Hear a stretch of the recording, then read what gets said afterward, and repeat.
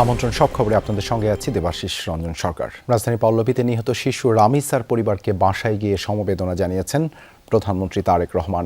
বৃহস্পতিবার রাত 9:50 দিকে প্রধানমন্ত্রী রামিসার বাসায় পৌঁছান।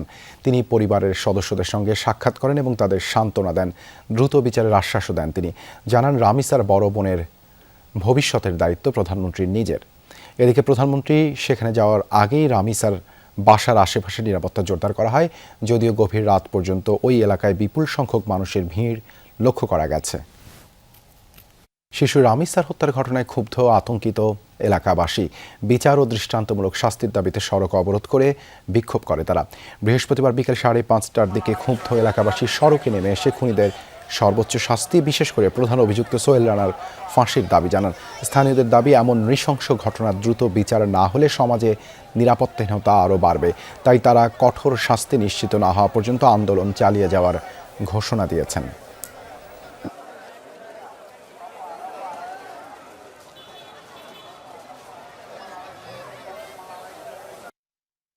মিরপুরে যে দুর্ঘটনা হয়েছে, তারা এখান থেকে সঠিক বিচার না করলে সারা বাংলাদেশের মানুষ নিরাপদ নয়।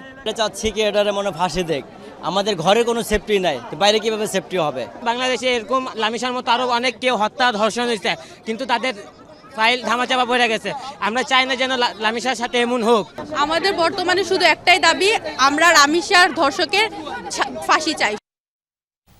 শিশু রামিসাকে ধর্ষণের পর নির্মমভাবে হত্যার ঘটনায় জড়িতদের দৃষ্টান্তমূলক শাস্তির দাবিতে দেশের বিভিন্ন স্থানে বৃহস্পতিবার মানববন্ধন ও প্রতিবাদ সমাবেশ হয়েছে। শেরপুরে আজকের তারুণ্য সংগঠনের পক্ষ থেকে মানববন্ধন ও প্রতিবাদ সমাবেশ হয়। সংগঠনের নেতাকর্মীরা পাশাপাশি সকল শ্রেণী পেশার মানুষ অংশ নেন। বলেন, শিশুদের যেখানে আনন্দের সাথে বেড়ে ওঠার কথা, সেখানে তারা ধর্ষণ ও হত্যার শিকার হচ্ছে। অচিরেই এই হত্যার দৃষ্টান্তমূলক শাস্তির দাবি করেন তারা।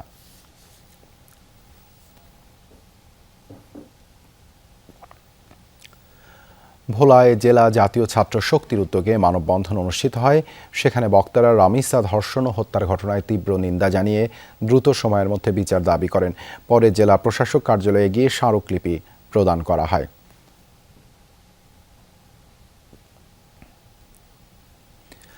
যশোরে প্রেস ক্লাবের সামনে মানববন্ধন ও প্রতিবাদ সমাবেশে বক্তারা দ্রুত বিচার ট্রাইব্যুনালের মাধ্যমে আসামিদের সর্বোচ্চ শাস্তি নিশ্চিতের দাবি জানান।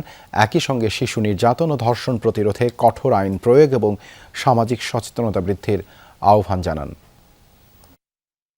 মাগুরার আসিয়ার মতো পল্লবীর শিশু রামিসা ধর্ষণ ও হত্যা মামলার বিচারও 1 মাসের মধ্যে শেষ করতে চায় সরকার। বৃহস্পতিবার সকালে সচিবালয়ে এক ব্রিফিংয়ে কথা জানান আইনমন্ত্রী। বলেন, মামলাটির বিচার ফাস্ট ট্র্যাকে নেওয়া হবে, ন্যায় বিচারের মাধ্যমে আরেকটি দৃষ্টান্ত স্থাপন করা হবে। আর স্বরাষ্ট্রমন্ত্রী জানিয়েছেন, সংক্ষিপ্ত সময়ের মধ্যে জমা দেয়া হবে তদন্ত প্রতিবেদন।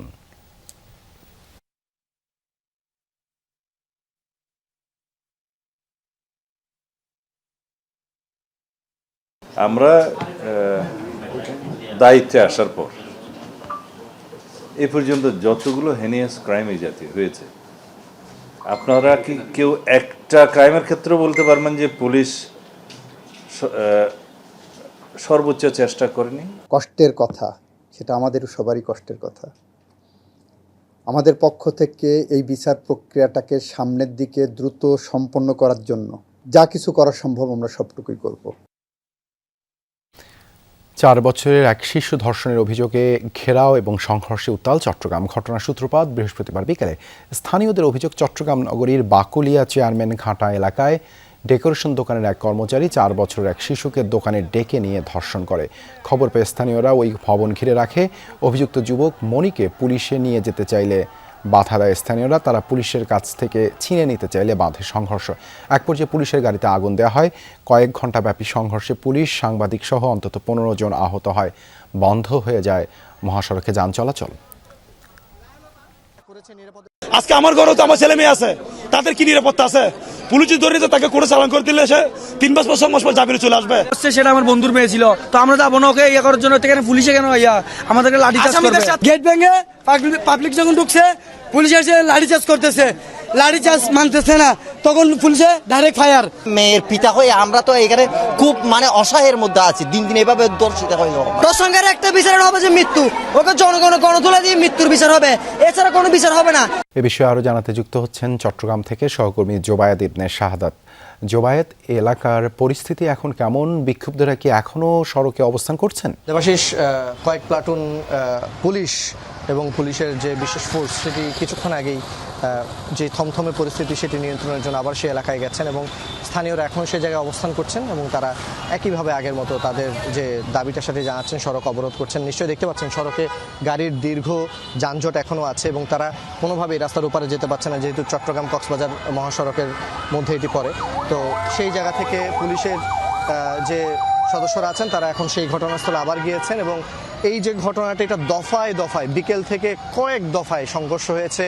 পুলিশের যারা সদস্য তাদেরকে আহত হতে দেখেছি, যারা পুলিশের লাঠিচার্জের পরে সাউন্ড গ্রেনেড এবং টিয়ারশেল নিক্ষেপের পরে আমরা দেখেছি যারা এই জায়গায় স্থানীয়রা আছেন তাদেরকে যখন ছত্রভঙ্গ করতে যায় পুলিশ, তারা আহত হয়েছে এবং পুলিশের ছোড়াগুলিতে কয়েকজন সংবাদকর্মীও আমরা দেখেছি আহত হয়েছে। এবং এই যে ঘটনাটা এটি বিকাল থেকে চলছে এবং বিক্ষুব্ধ জনতার কাছ থেকে অভিযুক্ত যে ব্যক্তি তাকে নিয়ে যাওয়াটাই পুলিশের কাছে বড় চ্যালেঞ্জ ছিল, কারণ চারদিক থেকে সরু গলি, চারদিক থেকে এলাকার মানুষজন যখন পুলিশকে ঘিরে ফেলে তখন তারা একেবারে দিক বিদিক নিরুপায় হয়ে পড়ে এবং সেই সময়টাতে দফায় দফায় বাকলিয়া থানা, কোতোয়ালি থানার পুলিশ আসে, র্যাব আসে, পরে আমরা এফবিএনকেও আসতে দেখি এবং এর পরেই এক পর্যায়ে তাকে কিন্তু পুলিশ নিরাপদ আশ্রয়ে সরিয়ে নেয়। তবে যে সময় আমরা পুলিশ কমিশনারের সাথে কথা বলেছিলাম তখন তিনি বলেছিলেন ভিতরে কয়েকজন পুলিশ সদস্য আছে। পরে আমরা কথা বলে জানতে পেরেছি যে তারা চেষ্টা করছেন যে সেই পুলিশ সদস্যদেরকে সেখান থেকে বের করে দিতে বা নিরাপদ আশ্রয়ে নিয়ে আসতে।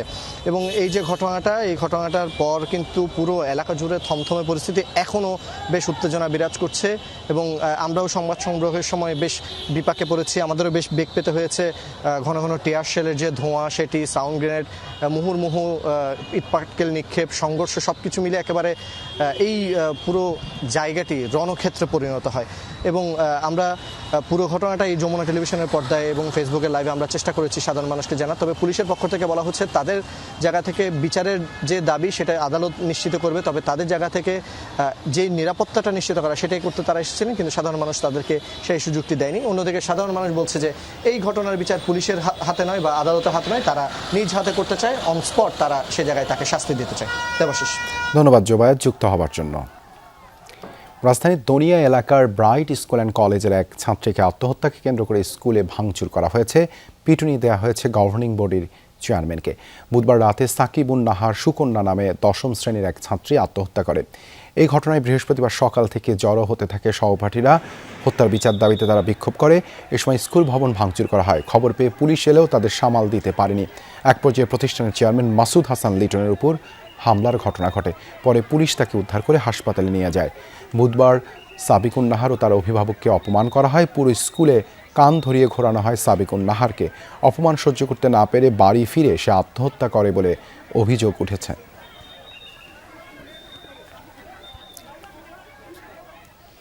রাজধানীর বনশ্রীতে 10 বছর বয়সী মাদ্রাসা শিক্ষার্থী মোহাম্মদ আবদুল্লাহকে হত্যার ঘটনায় অভিযুক্ত শিহাব হোসেনকে 5 দিনের রিমান্ডে নিয়েছেন আদালত।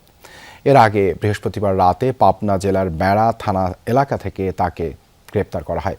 রামপুরা থানা সূত্রে জানা যায়, মঙ্গলবার রাত 10টার দিকে বনশ্রীর আলোকিত কুরআন ইন্টারন্যাশনাল হিপস মাদ্রাসার ভেতরে শিক্ষার্থী মোহাম্মদ আবদুল্লাহ গামছা পেঁচিয়ে মারা যায়। সুরতহালে নিহতের শরীরে বলাৎকারের প্রাথমিক লক্ষণ দেখা যায়। এ ঘটনায় নিহতের মা বাদী হয়ে রামপুরা থানায় মামলা দায়ের করেন। মন্ত্রিসভার 8ম বৈঠকে বেশ কয়েকটি গুরুত্বপূর্ণ নীতিগত সিদ্ধান্ত অনুমোদন দিয়েছে সরকার।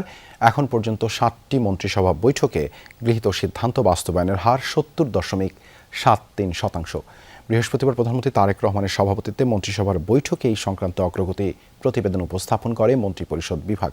এছাড়া জাপান সরকার ও বাংলাদেশের মধ্যে স্বাক্ষরিত transfer of defence equipment and technology শীর্ষক চুক্তি অনুসমর্থনের প্রস্তাব অনুমোদন করা হয়েছে। এর মাধ্যমে দুদেশের মধ্যে প্রতিরক্ষা সরঞ্জাম ও প্রযুক্তি সহযোগিতা আরও সম্প্রসারণের সুযোগ তৈরি হচ্ছে বলে আশা করা হচ্ছে। পরিবেশ, বন ও জলবায়ু পরিবর্তন মন্ত্রণালয়ের প্রস্তাবে international big cat alliance IBCA প্রতিষ্ঠা সংক্রান্ত ফ্রেমওয়ার্ক এগ্রিমেন্টে স্বাক্ষরের অনুমোদনও দিয়েছে মন্ত্রিসভা। একই সঙ্গে নিরাপদ, নিয়মিত ও সুশৃঙ্খল অভিবাসন নিশ্চিতে global compact for safe, orderly and regular migration GCM বাস্তবায়নের লক্ষ্যে 2026 থেকে 2030 মেয়াদী জাতীয় কর্মপরিকল্পনা GCM NAP অনুমোদন করা হয়েছে। আন্তর্জাতিক অভিবাসন সংস্থা IOM এর সহযোগিতায় প্রণীত এই পরিকল্পনার মাধ্যমে অভিবাসন ব্যবস্থা আরও কার্যকর করার লক্ষ্য নির্ধারণ করা হয়েছে। বিএনপি সুপ্রিম কোর্ট সচিবালয় বিলুপ্ত করে আইন মন্ত্রণালয়ে সংযুক্ত করে বিচার বিভাগের উপর চপেটাঘাত করেছে। নির্বাচনের আগে দেশের মানুষকে দেয়া প্রতিশ্রুতি ভঙ্গ করে প্রতারণা করা হয়েছে। বৃহস্পতিবার দুপুরে মগবাজারে জামায়াতে ইসলামীর কেন্দ্রীয় কার্যালয়ের ব্রিফিংয়ে এসব কথা বলেন জামায়াত ইসলামী নেতারা। জানান, স্বাধীন বিচার বিভাগ বিএনপি সহ ফ্যাসিবাদ বিরোধী সকল দল সমর্থন করেছিল, তবে ক্ষমতায় এসে সুপ্রিম কোর্ট সচিবালয় বিলুপ্ত করে জনগণের আস্থার জায়গা নষ্ট করেছে। দলটির সহকারী secretary general doctor AHM Hamidur Rahman Azad বলেন, সরকার ফ্যাসিবাদের নতুন খেলা শুরু করেছে। সরকার বিচার বিভাগকে হস্তগত করতে বিগত সরকারের পথেই হাঁটছে বলেও মন্তব্য করেন।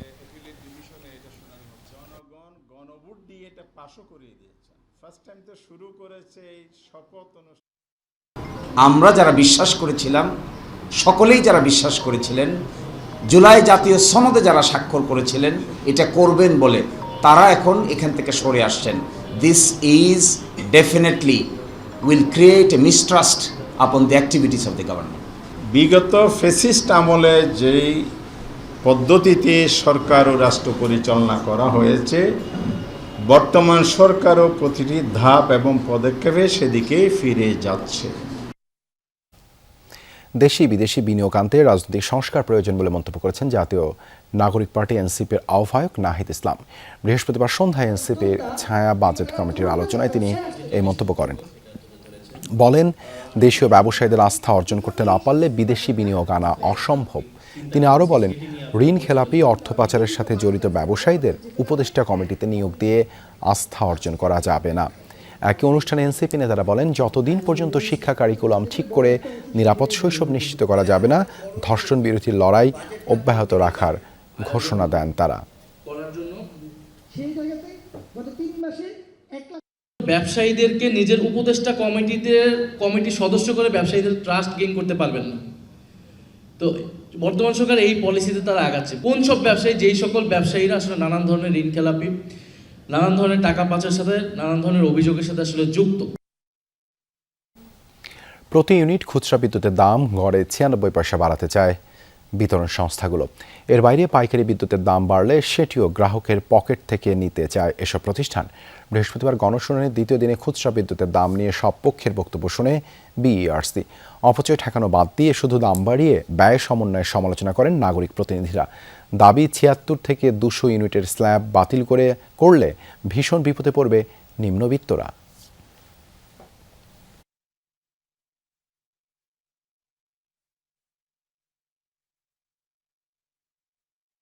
সমস্ত সেবা খাত মিলে 2 টাকা 11 পয়সা সহকারে আমাদের কস্ট অফ সার্ভিস পড়ে 9 টাকা 26 পয়সা।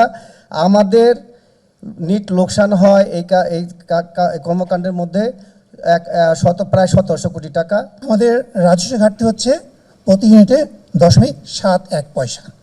এইটাকে আমরা বারকে নিয়ম অনুযায়ী আমাদের যে ইকুইলিব্রিয়াম পয়েন্টে যদি আমরা আসতে চাই, তাহলে আমাদের এখানে 6.96% আমাদের রেটের সমন্বয় করা লাগবে। বেশিরভাগ অঞ্চলে কিন্তু এখন ইন্ডাস্ট্রিতে পরিণত হয়েছে। এই গ্রাহককে যদি তারা সার্ভিস দিতে পারতো, তারা কিন্তু বাংলাদেশের সবচাইতে বেশি লাভজনক প্রতিষ্ঠান থাকতো। বাংলাদেশ ও মরক্কোর মধ্যে বাণিজ্য ও বিনিয়োগ সহযোগিতা জোরদারে প্রথমবারের মতো চালু করা হলো একটি বিজনেস টু বিজনেস প্ল্যাটফর্ম। মরক্কোর রাজধানী রাবাতে আয়োজিত অনুষ্ঠানে এই বিজনেস প্ল্যাটফর্মটির উদ্বোধন করেন পররাষ্ট্র প্রতিমন্ত্রী শামা ওবায়েদ। উদ্বোধনী বক্তব্যে শামা ওবায়েদ বলেন, এই প্ল্যাটফর্মের লক্ষ্য শুধু বাণিজ্য নয়, বরং উদ্ভাবন নির্ভর ও মানুষ কেন্দ্রিক অংশীদারিত্ব গড়ে তোলা, যা শিল্পায়ন, কর্মসংস্থান, প্রযুক্তি হস্তান্তর এবং টেকসই প্রবৃদ্ধিকে এগিয়ে নেবে। এ সময় প্রধানমন্ত্রী তারেক রহমানের পক্ষ থেকে মরক্কোর ব্যবসায়ীদের বাংলাদেশকে সম্ভাবনাময় বিনিয়োগ গন্তব্য হিসেবে বিবেচনার আহ্বান জানান প্রতিমন্ত্রী। দুই দেশের বাণিজ্যিক সম্পর্ক আরও জোরদার করতে চলতি বছরের নভেম্বরে মরক্কোর একটি উচ্চ পর্যায়ের ব্যবসায়ী প্রতিনিধি দলের বাংলাদেশ সফরের পরিকল্পনাও রয়েছে।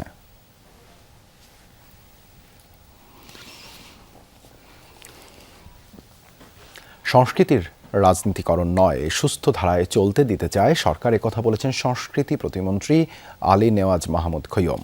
বৃহস্পতিবার বিকেলে বাংলা একাডেমিতে তিনি বলেন, সংস্কৃতির প্রতিটি অঙ্গন নতুন করে গড়ে তোলা হবে।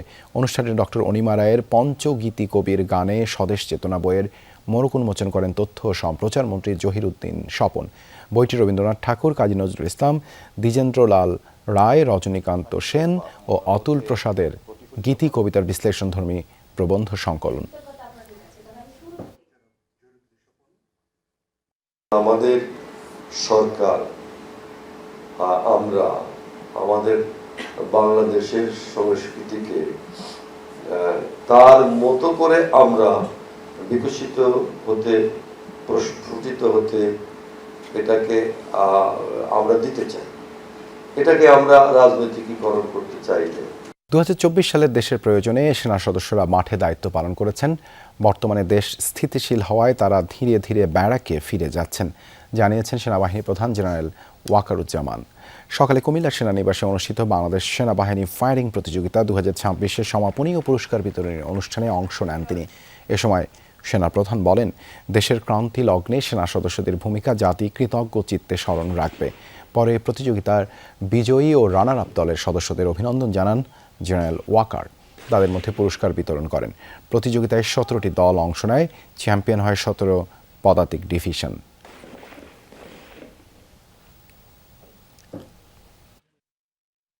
আমরা অনেক সৈনিক আমরা বিদ্রোহ করেছি, বাট এখনো সম্পূর্ণ বিদ্রোহ হয়নি। ইনশাআল্লাহ আমরা আশা করছি যে কিছু সময়ের মধ্যে আমরা সবাই ব্যারাকে ফেরত আসতে পারবো। রাজধানীর মালিবাগ সাউথ পয়েন্ট স্কুলে অনুষ্ঠিত হয়েছে ট্রাফিক সচেতনতা কার্যক্রম। বৃহস্পতিবার Dhaka metropolitan police DMP traffic বিভাগের আয়োজনে ষষ্ঠ শ্রেণীর শিক্ষার্থীদের ট্রাফিক আইন, সড়ক নিরাপত্তা ও সচেতনতা বিষয়ে ধারণা দেওয়া হয়। অনুষ্ঠানে অতিরিক্ত পুলিশ কমিশনার মোহাম্মদ আনিসুর রহমান বলেন, শিক্ষার্থীদের স্কুল জীবন থেকেই ট্রাফিক আইন সম্পর্কে সচেতন করে তুলতে হবে। ট্রাফিক এডুকেশন প্রোগ্রামের আওতায় রাজধানীর বিভিন্ন স্কুলে এমন কার্যক্রম চলমান থাকবে বলেও জানান তিনি।